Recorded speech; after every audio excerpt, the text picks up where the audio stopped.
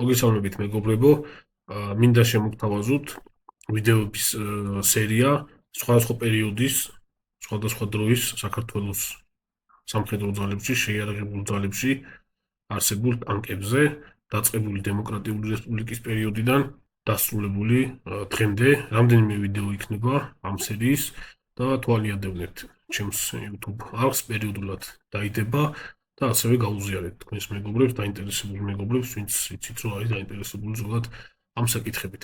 ესე იგი, 10 აგვისტო საქართველოს შეიარაღებულ ძალებში, დღევანდელ თავდაცვის ძალებში სატანკო გვარების დღეს ითვლება და ეს იწყება 1992 წლის 10 აგვისტოდან აქვს სათავე.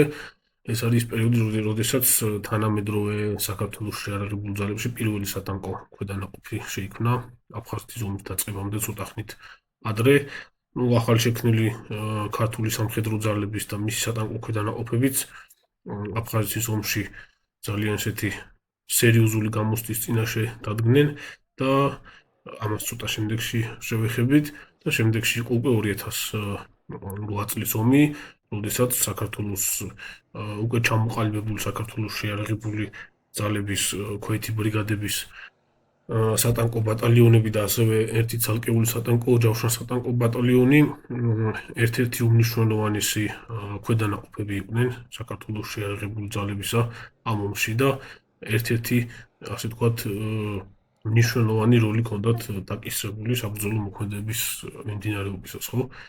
დავუბრუნდეთ პირველ ქართულ ტანკებს, ანუ 1918-21 წლის დემოკრატიული რესპუბლიკის შეიარაღებული ძალების პერიოდს.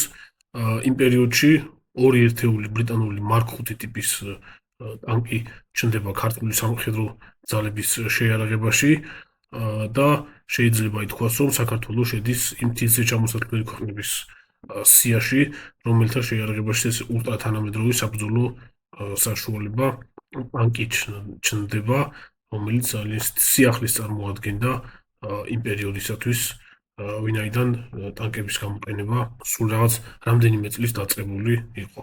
ზოგადად ტანკის პირველი გამოჩენა იცით კარგად, რომ პირველ მსოფლიო ომს უკავშირდება 1916 წლის 15 სექტემბერს ბრიტანულმა ჯარებმა მდინარის ომთან გერმანული ჯარების წინააღმდეგ პირველად გამოიყენეს პირველი თაობის ბრიტანული ტანკი მარკ 1, MK1 იგივე. ბრძოლის დაწყებამდე ბრიტანელების შეიარაღებაში 59 ერთეული ტანკი იყო და სხვა მიზეზებით ფრონტის ხაზამდე მიღწევა და ფრონტის გარღვევა მხოლოდ 18 ერთეულმა მოახერხა.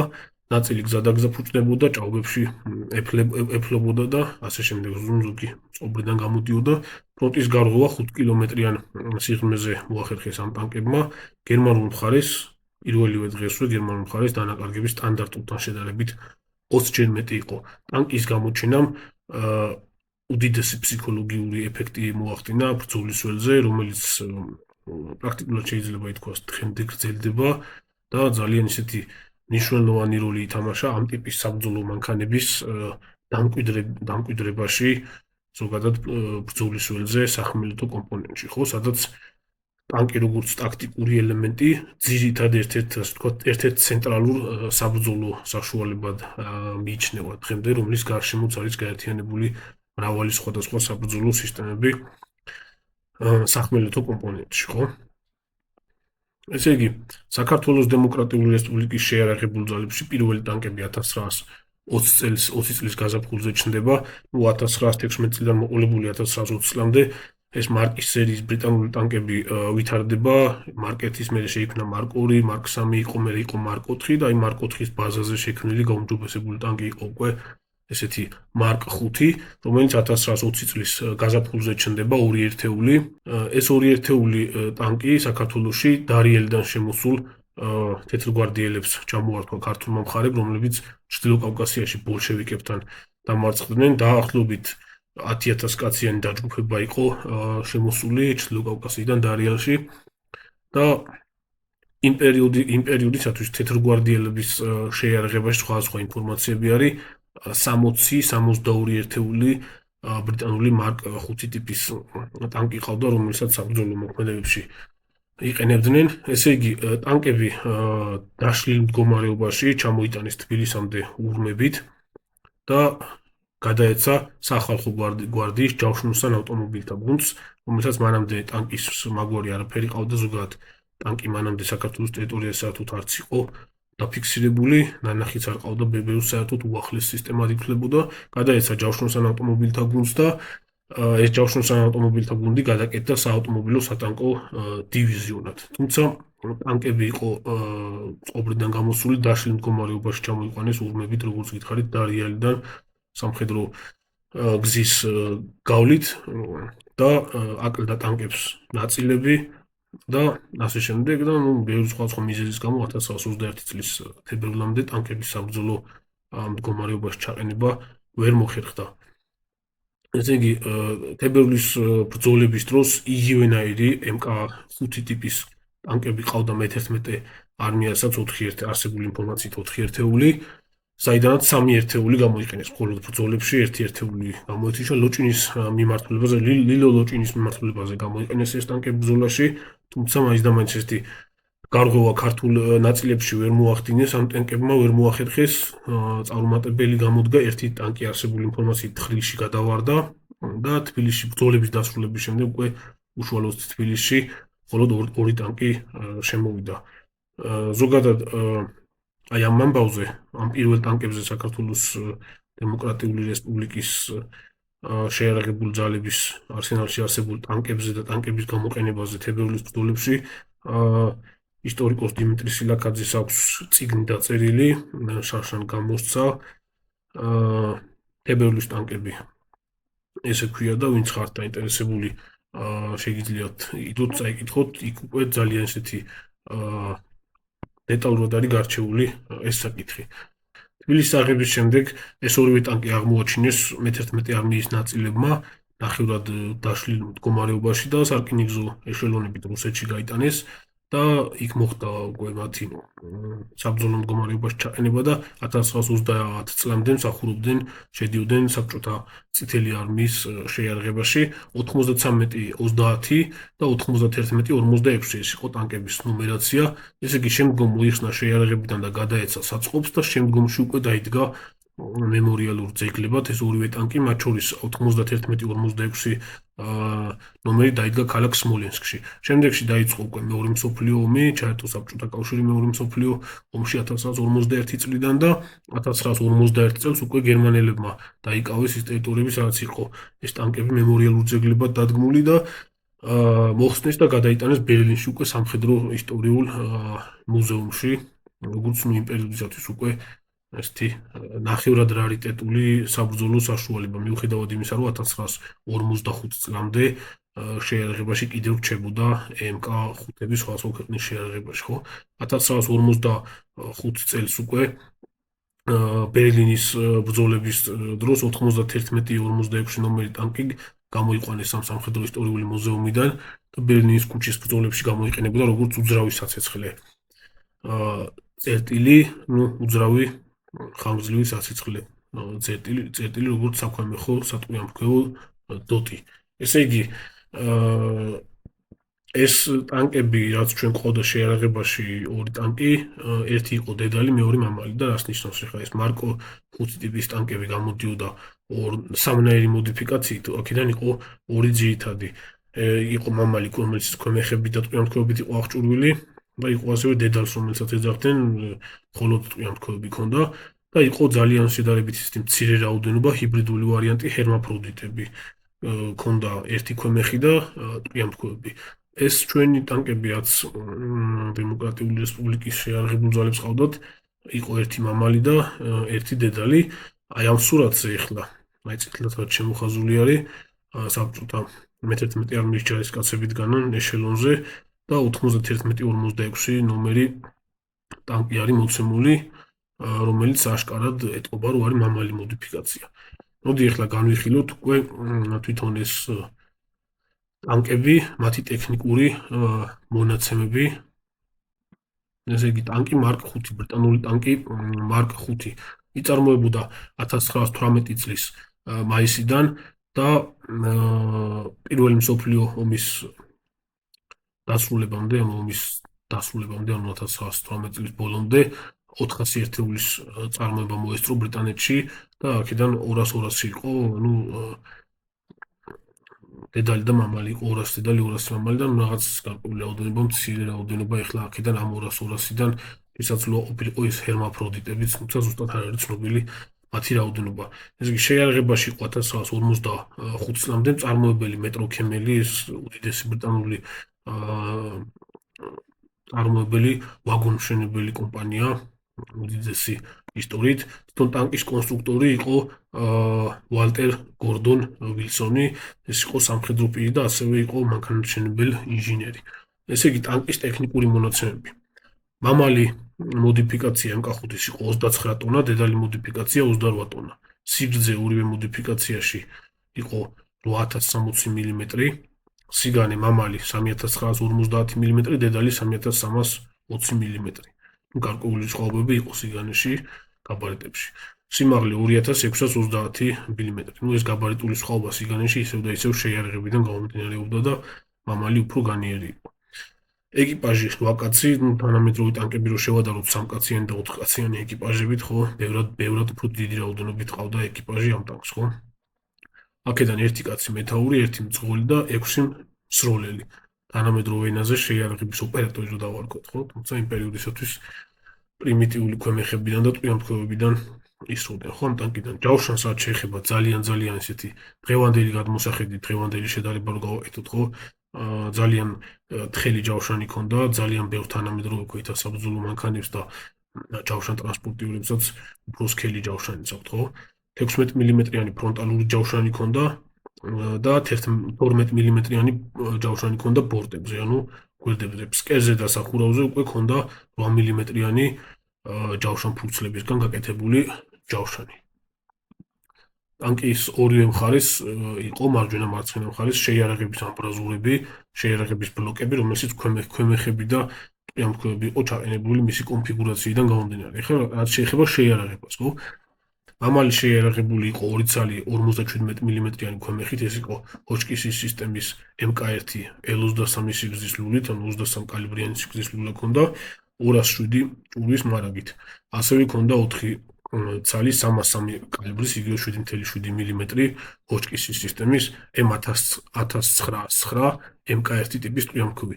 ეს ორი შეიარაღების ნიმუში იყო ტყვიამფრქვევის ეს მოდელი და ქვემეხის ეს მოდელი. ამ ტანკის შეიარაღებაში და სხვადასხვა კონფიგურაციებში ამ შეიარაღების, ამ ქვემეხის და ტყვიამფრქვევების სხვადასხვა რაოდენობები გამოიყენებოდა. დედალი უკვე შეიარაღებული იყო 6 ერთეული ამავე ტიპის ჰოჩკისის სისტემის M1909 MK1 ტიპის ტყვიამფრქვევით, ხო?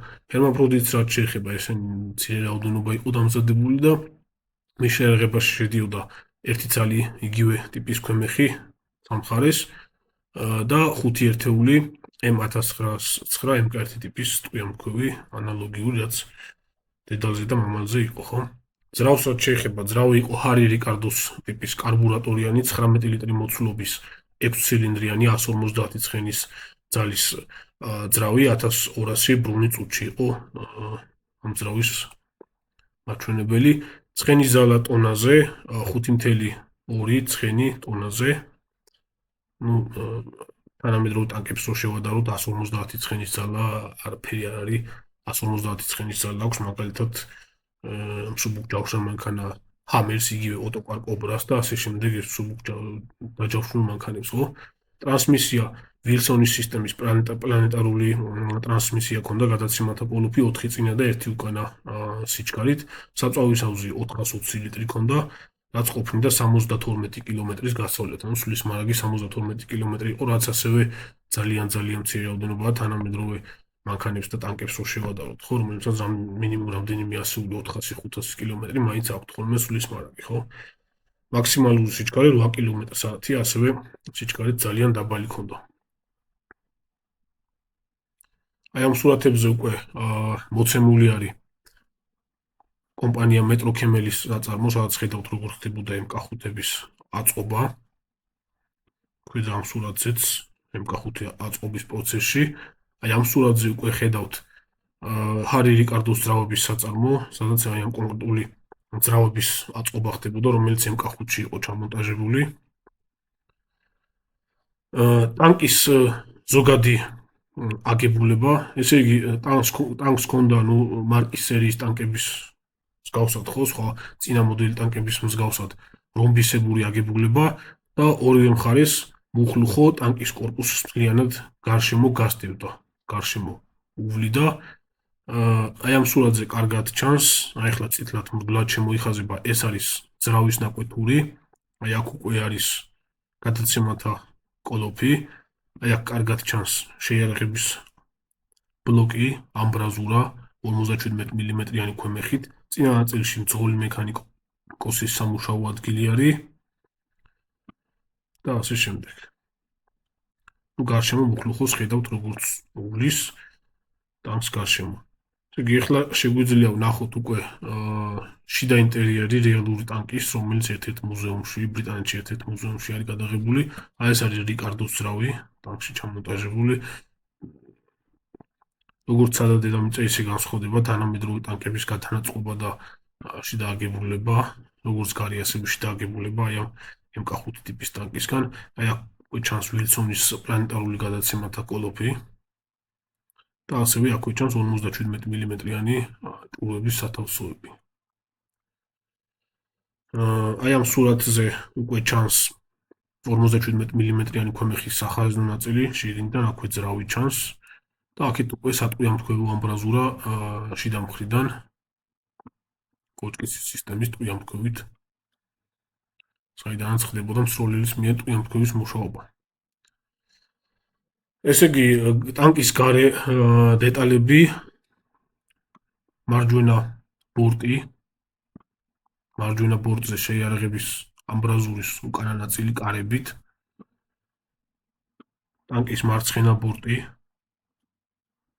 წინა ნაწილი MK5, სადაც კარგად ჩანს ესეთი პატარა ლუქები, ლუქებს შორის ტყვი ამთქვევი, მსროლელისა და მძღოლ მექანიკოსის ლუქები არის. ასევე მუხლუხოს წინა ნაწილი და ამბრაზურა, საქვემეხო ამბრაზურა, ტანკის უკანა ნაწილი, სადაც ასევე ხედავთ ტყვი ამთქვევს, შუაში არის ჩამონტაჟებული ტყვი ამთქვევი. აი ეს უკვე არის ჰერმაფროდიტი მოდიფიკაცია სხვადასხვა პროექციაში ბორტების მხრიდან, როგორც ხედავთ ჰერმაფროდიტს, მარჯვენა მხრიდან აქვს ორი სატყვი ამთქვევო ამბრაზურა, მბრუნავი სატყვი ამთქვევო წერტილები და მარცხენა მხრიდან აქვს ერთი ფიქსირებული სატყვი ამთქვევო ამბრაზურა და უკანა ნაწილში, უფრო სწორედ წინა ნაწილში, მარცხენა მხარის წინა ნაწილში აქვს უკვე 57 მმ-იანი ქვემეხი.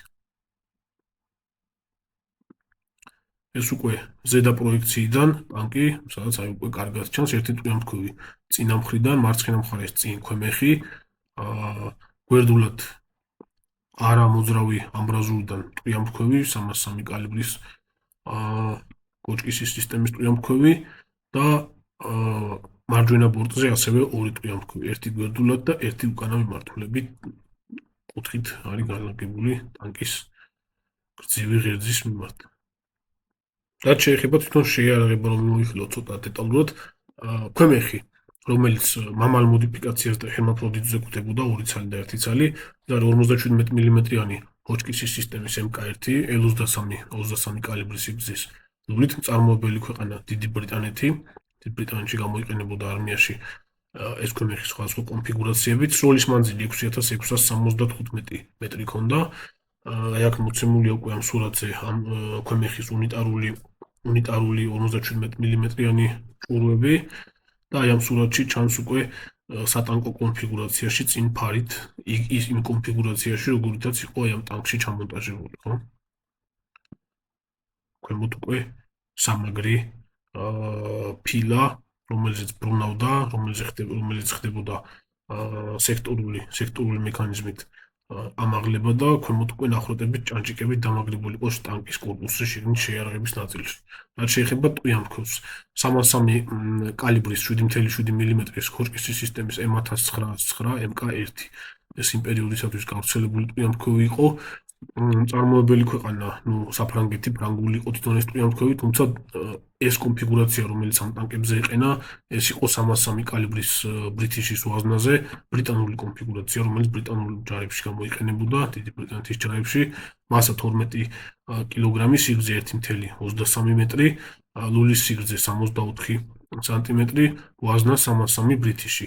სისტემა აირების უკან მობრუნებით ავტომატიკა. ტყვიამფრქვევის ავტომატიკა, სროლის ტემპი 400-600 გასროლა წუთში, სამიზნე მანძილი 2000 მეტრი. კვება ხდებოდა მოკლე ლენტებით, დღევანდელი ტყვიამფრქვევებს რო შევადაროთ, რომელსაც გრძელი ლენტები აქვს, სიტყვაზე 250-იანი, 500-იანი ლენტები, ხო, M240-ის შემთხვევაში რო ავიღოთ, ასე არ ხდებოდა ამ ტყვიამფრქვევებზე რაღაც უწყვეტი გრძელი ლენტებით სროლის წარმოება, იყო მოკლე ლენტები, 30-მდე ვაზნა იყო და შესვენებებით ისროდნენ, იმიტომ რომ დაბალ ტექნოლოგიური ლულა ჰქონდა ტყვიამფრქვევს და შესაძლოა მარტივად გადამწვარიყო ეს ლულა, მექანიზმის გამოსულიყო მწყობრიდან უწყვეტი ამდენიმე ასეული ვაზნიანი უწყვეტი ლენტით რო ყოფილიყო გაუჩერებელი სროლა.